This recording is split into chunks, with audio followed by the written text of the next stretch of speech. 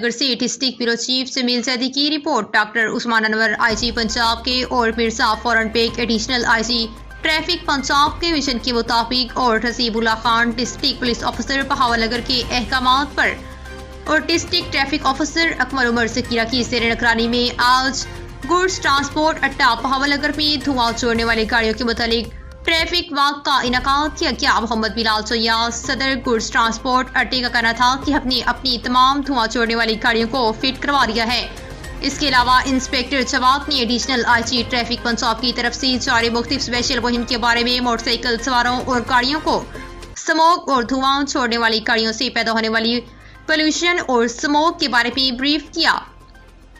اور additional I G traffic Punjab کی جانب سے جاری مہم فینسی نمبر پلیٹ، غیر نمونہ number plate, legal number plate, illegal number plate اور اپلائیڈ فار گاڑیوں کے متعلق کریک ڈاؤن کے بارے میں بریف کیا اور تلقین کی گئی تمام لوگ ماسک کا استعمال لازمی کریں اور لوگوں میں ماسک بھی تقسیم کیے گئے۔